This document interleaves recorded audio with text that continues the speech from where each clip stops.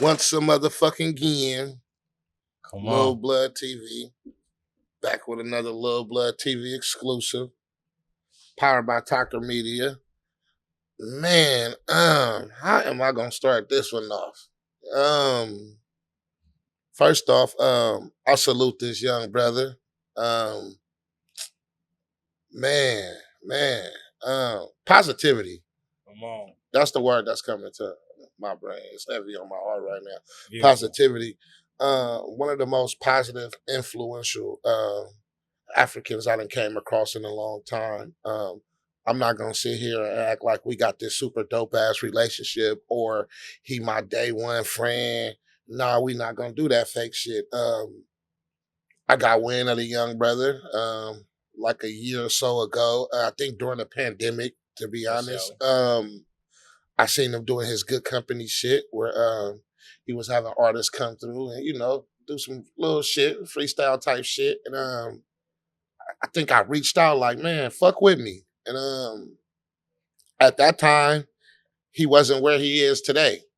And he like, I got you. I got you.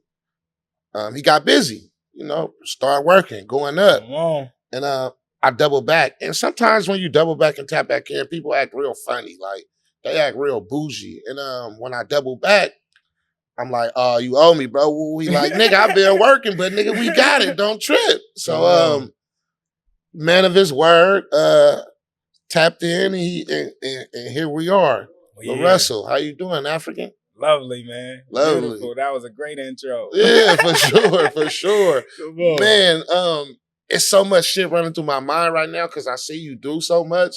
So excuse me if I forget anything, but I'm excited to do this interview. Come on. So how did you get that name, LaRussell? That's my government name. Okay, raw as hell. Yep. I'm named after my father. Bro, you look like a from junior. the South. Right. You look like a junior. What part of the South? His family from Texas. Okay. Yep, Texas, yep. Texas. Is they from like Texas, like Cracker County, Texas? Or like Houston? I don't remember. Cracker County. It was out there. He basically from Oakland though. They moved to Oakland when they was young, and my whole family from the town. And then, I'm from the V. How did that happen? When did you go to the V? When you was a youngster? I was like 3 or 4, yeah. Okay, dope. How was that? Man, lovely. You feel me? I love Vallejo. Right. What part of Vallejo? I'm from North Vallejo. North side. College Park, yeah. Okay, that's dope. Man, you've been moving. You've been working. What sparked that flame? What lit that candle? Man, this shit been it's been the world is just now catching on to it, but we've been pushing this line in a wave heavy, and kind of quarantine really got us in a different pocket because everything closed. We had these plans to do hella shows and shit for the year coming, and then everything shut down. So it was like, what else can we do? And we ended up starting a live session series, and that shit just start going, taking off, and then through that, I was able to gain more notoriety. So people start just seeing my shit through me, helping other people get their shit seen. Right. So you say quarantine helped you? For sure. For sure.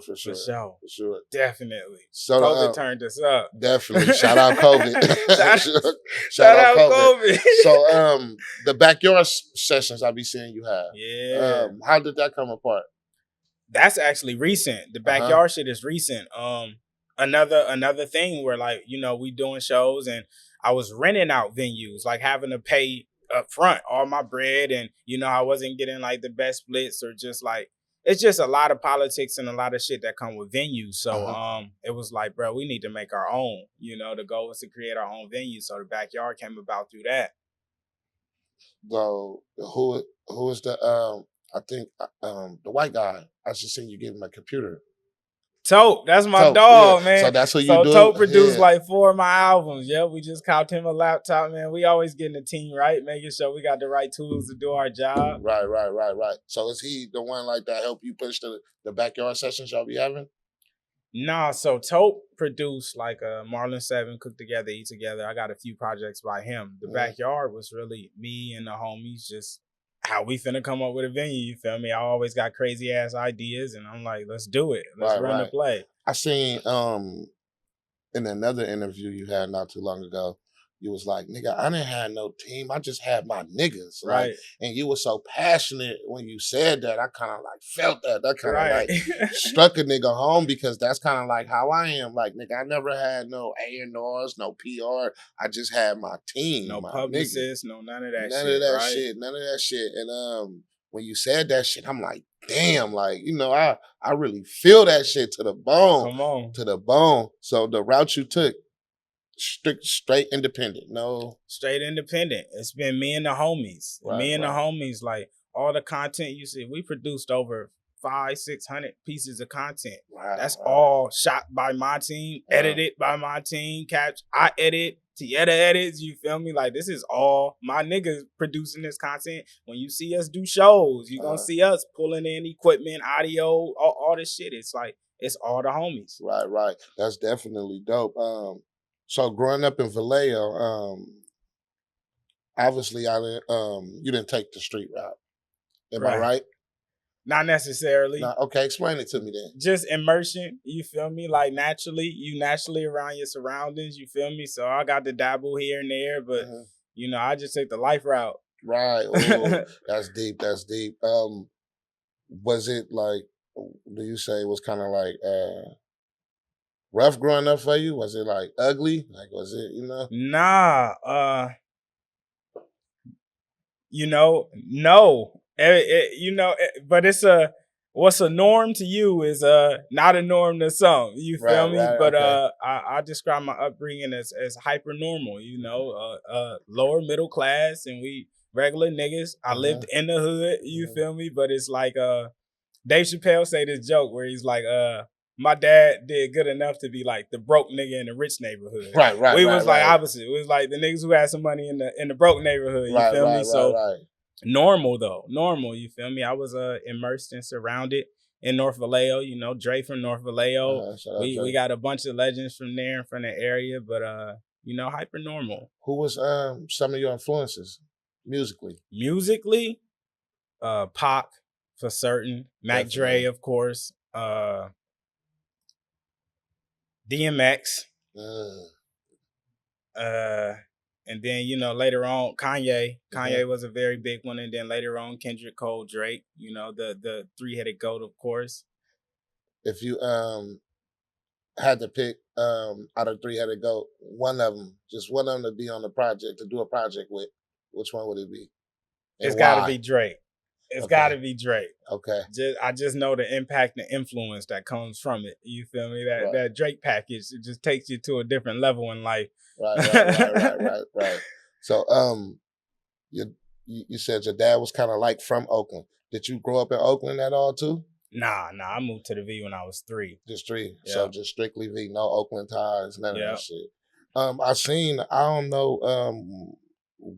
don't know what to call it, but I see you had posted something, but you was giving people the opportunity to buy into your stock.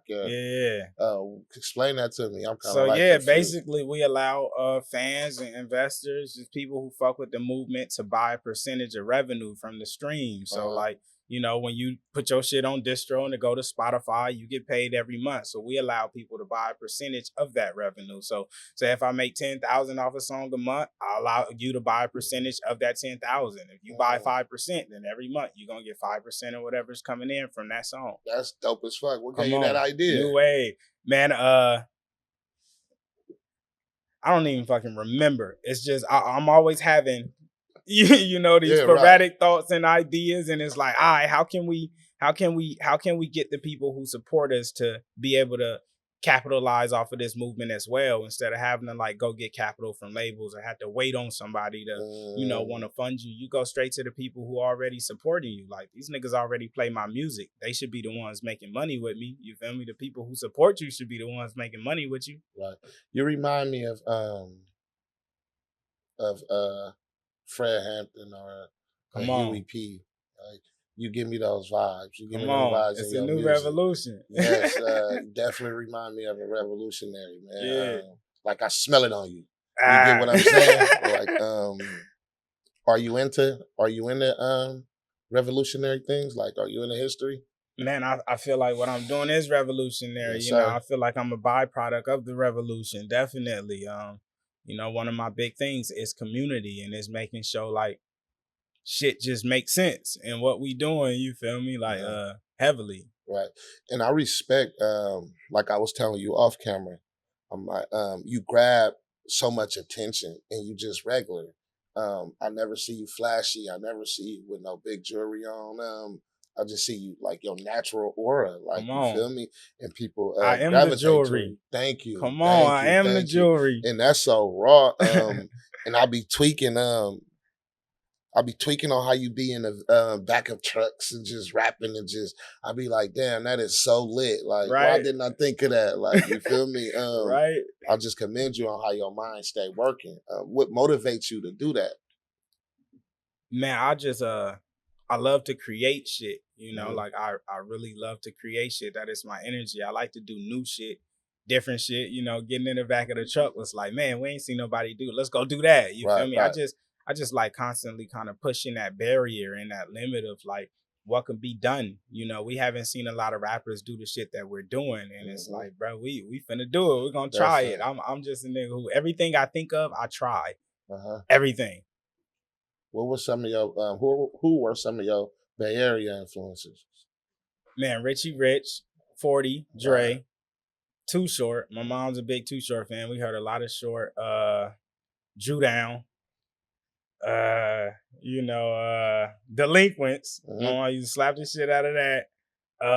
Man, all the old school Bay legends, really, you feel me? Like I grew up listening to that shit. Like Pops used to have a beat in the truck. So, you know, as a kid, you on hear that right? The slump, you just hear it. You definitely on that shit. That's crazy you said that, because a lot of cats don't know about the Delinquents and about the 3-time Crazies. Come on. And, you know, and we from the Bay. Right. I think, them niggas are legends and everybody's supposed to. Yeah. They step their foot in it. Like, For sure. They the reason we making what we making. When you hear that slap and that wop, like, that shit just in you. Right? It's in you. It's in you. You got children? Yeah, I got a daughter. Oh, that's raw. How old is she? 9. She's about to be 10 this year. Dope. You plan on having any more? Plan, no. This nigga. You married? No. What type of women you fuck with, man? Beautiful ones. Beautiful ones? Yep. I like intelligent women. A little bird told me you like, they say if she ain't 280, she ain't a lady. If she ain't too, canceled. The man is canceled. You like them cute in the face and super thick in the waist. That is hilarious. Man, I don't know where that bird heard it. Okay. I don't know where the bird got the word. Right. Ow. But you said beautiful, intelligent. Right. Come on, keep it definitely. Coming. Yeah, I don't even have a specific preference. Like I'm a people person. I like really dope people. Right. So, man, I need to get in your brain, man. I need to pick your brain. Come on. I need you to open up to me more about the buy-in, man, because I really want to do that and I really don't understand it. You get what I'm saying? So look, when you upload a song, right? When you make a song, you have 100% of revenue that could be generated from it, right? Out of that 100%, usually with an independent artist, that whole 100% go to them because niggas don't pay their producers or engineers or anything, right? But with me, I got 100% of a pie that I bust down. You feel me? DistroKid has a function called splits as well as STEM United Master. So you could split that whole 100% as many ways as you want. So what I do, I don't take 100% of my songs. Tieta gets some. Yaya gets some. Tessie gets some. Fonnie my team gets percentages. My mom, my dad, my daughter gets percentages. My engineers, my producers, and then I have a remaining percentage. Out of that remaining percentage, I allow people to buy in. So I can allocate as much as I want of that 100%. Some songs, I'll give up all the percentage because I still own my publishing. So I'm still getting paid off the song and I get the marketing from the song. Like I don't really care about the streaming back end. But since you have 100% that you could divvy, we're gonna divvy it. You don't have to just give it. You could sell some of it. It's like any company, you know, when you buy stock in Nike, they're selling you a percentage. Right. Very, very minute percentage of what they're making. You feel me? So I'm just doing that shit with music. Wow. That's raw as hell. So it's not, you can't overextend that.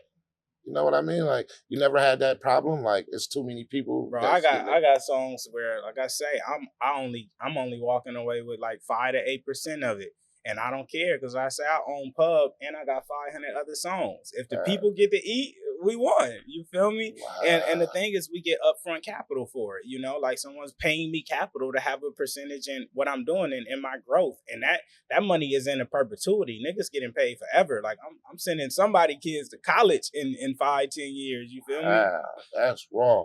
Good company. Yeah. Let's talk about good company. Come on. That consists of you, all my homies, and we have an extended network of a bunch of niggas that we love and support. Poozy, Shantae, Matt, just a bunch of artists from the Bay that we really, really love. But and it all encompassing is really just me and the homies. Like, I seen you post a Young Cat, and I listened to the lyrics. Is it Mally? Was it Mally? Wow. It wasn't him. He was talking with the about dread. Like, yes. He a monster. Yes, so I just bro. took him on my tour with me, and he did the show dates where he's a monster. Yes, 16. bro. 16. Yes, bro. And gave me goosebumps. Come on, right? Gave me goosebumps, no lie. And I don't even really, like I said, I don't really give a lot of people the time of day. Right. I never heard no other music from him, I'll be honest, but that song, I played that like over and over again. Like, wow, this is crazy. Like for a 16-year-old to be that fluent and you know that in tuned and in touch with himself. That was his crazy. His soul is beyond his years of experience here. Like he understands, he sees life. Mm-hmm. You feel me? A lot of people are 16, you know, in years, but his soul has been here. Like he sees life in a different dynamic and he can express it, which is like golden for niggas like us, because a lot of us grow up, we don't know how to express what we feeling or what we witness. He can at 16 and it's phenomenal. Right. You know, you also give me like Jadakiss vibes. Interesting. I say that because of the way your metaphors, how you break your metaphors down, and the way you just come with shit. The East Coast wasn't influential on you when you was younger? I mean, definitely, like I say, Hove and DMX and like the niggas you hear on the radio, you feel me? Like all the East Coast. 106 came me up late, a bunch of East Coast rap, you feel me, coming up. So like you definitely hear the Hoves and the DMXs and the niggas who was popping on that side. Right. So for certain. What were some of the hardest things or toughest shit you faced in music? Like doors you had to really kick open? Like getting people to understand our mission and our independence and like how important it is to allow us to do what we're doing and you know, still get help. Like a lot of people don't want to help you if they can't help you. If you don't do it how they want you to do it, you know, like people be like, we want to help, but we need you to come do this. And it's like, nah, like when you see a nigga growing something like this, you need to just pour water on it. You feel me? You can't go try to bring them into your system and recultivate and move the plants. You got to just pour water. And a lot of niggas don't understand that shit because the industry it's been a certain way for so long where they have to do everything for everybody that they don't know how to just enter a new system and be of assistance, you know, instead of taking over. Right. I hear you say that you turned down deals before. Definitely. That you turned down deals. I mean, your business now. Yeah. Why? Why have I turned down deals? Generally, either the offer just don't make sense for me and where I am, or the people behind it just weren't, you know, they didn't mesh with me. You feel me? It didn't feel good. It didn't feel like people I wanted to do business with or even be associated with. You know, a lot of deals and offers are vulturish. Like a lot of niggas come in because they're like, oh, this nigga popping on IG. Oh, he just went viral. We need to hop on it. But they don't know. They don't give a fuck. They don't understand what's popping. They just know you went viral. Right. And that's always, you always get a different type of experience when a nigga just there for what you've done versus who you are. Right. So with me, I was having them problems, and I'm getting older, and by me getting older, I know there's no retirement plan in rap. Right. And I just know I'm not gonna be popping forever. So here I am creating my own platform. Come on. And like you said, a lot of people just reach out when you have viral moments. And once you don't have them viral moments no more, they don't care about you. They're not watering it, you know, they're not watering it like you said. So I created my own platform, and I salute what you're doing. You get what I'm saying? I watch, I pay attention, and I absorb. You know, I soak up game. Like, off camera, you giving a nigga game on certain shit. And I'm a student of this shit, bro. You have to be. Yes, sir. You really have to be. Like, you don't get better when you're not. You feel me? If you gonna teach one day, you gotta learn first. Mm-hmm. Last night, I had interviewed Fab, and Fab was saying he was hella arrogant in the beginning, and it fucked off a lot of shit for him because he was so arrogant. And that's how I was, because I didn't know anything. I wasn't taught anything else but to be arrogant. You know, I be too at sometimes, but there's a Jay-Z line where he say, sometimes you need your ego. You gotta let these niggas know who they fucking with. And you know, sometimes that arrogance isn't a bad thing. Sometimes it's necessary because niggas will really play with you, you know, and that arrogance will save you from them. You know, you may look at it like I've had some situations where I'm like, damn, should I have taken that? But if I did, I wouldn't be where I was, you know, and that arrogance and that ego saved me from it. Right. You got any regrets? Nah. No regrets. Nah, definitely not. I'm here. I'd rather be here than anywhere else I was. Right. You might not want to admit it or not, but I think every man have regrets. I have a lot of them. And I just think that, you know, shit is life, you know? Life is lessons, losses. Man, I don't have none. You know? I don't have none. If you can go back in time and tell the 16-year-old Russell something, what would it be? Be consistent early. Okay. You know, stay focused early. Like I feel like at times I've hindered my journey because I was so distracted or so not focused and just not giving my all. You feel me? I thrive in situations when I can give all of me. And, you know, for a nice amount of time, I was just giving a quarter of my energy here and a third of my energy instead of just going all in. But yeah, that would be the biggest thing. It's like lock in and just put your all into something. If you're going to do it, go all the way. You feel me?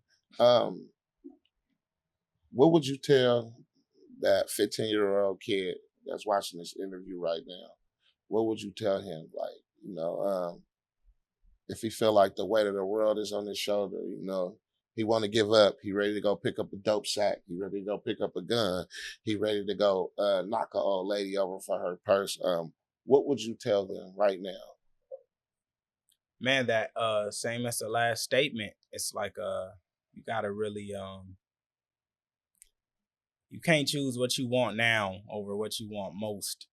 You feel me? Like, you really got to look at what you want most and do the things that get you closest to that. Like, if you got to climb a mountain in a certain amount of time, every step you make, you're going to make sure that shit get you closer to the top of it. You're not even going to walk back down or walk in a circle. You like, nigga, I need all my energy to get to the top of that mountain, you know? So it's like really focusing your efforts. Make sure everything you do gets you closer to where you're trying to go. Otherwise, it's a waste.